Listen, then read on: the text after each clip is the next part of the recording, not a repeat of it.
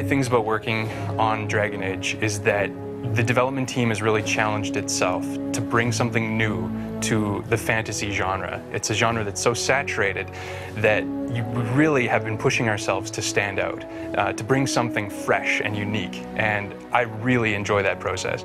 Ferelden itself is actually kind of almost a barbaric nation, not too far away from being really uncivilized. It's a land that was occupied by the Empire of Orlais, which is its neighbor, for a generation until it finally broke free, and all of a sudden the blight begins. So suddenly this nation that's just starting to get its feet now has to deal with a crisis that threatens to destroy it.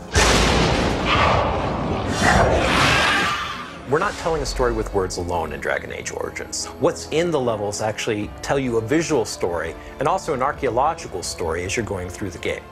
Villages and cities that have existed for hundreds of years, but they've gone through multiple iterations of war and rebuilding, so you have all these layers built on top of one another. They'll tell of the ancient Fereldans, they'll tell of the strife with the Tevinter Empire long ago, they'll tell of the great, wondrous battles that have taken place, and you're just now walking through the sort of the ashes of these great conflicts.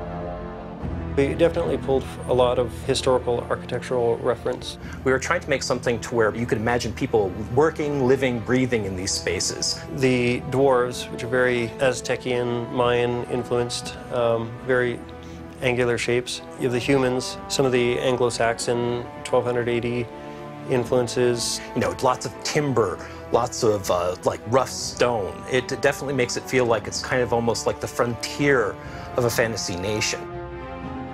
The first step that you have to take in creating levels is coming up with your core concept. Every inch of a level is an opportunity for us to engage you in combat, to tell a story, or to take your breath away.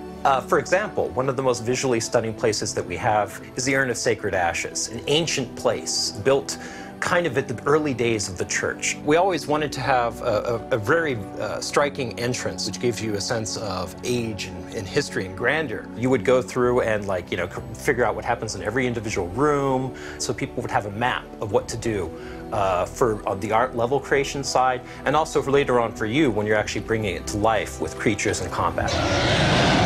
So one of the huge advantages we had on Dragon Age Origins was the fact that we were able to do a lot of early development in the Neverwinter Nights engine. This is the Urn of Sacred Ashes, the way that we built it in the Neverwinter prototype. We wanted to make sure that the gameplay, the story, and all the design elements really worked and fit together. And now we'll show you what it looks like in the final game. And as you're about to see, this is the same entrance in the Dragon Age engine. That whole process can take, on a small level or a simple level, could take a week, where some of the more complex ones can take months and months and months. You know, that's a huge undertaking.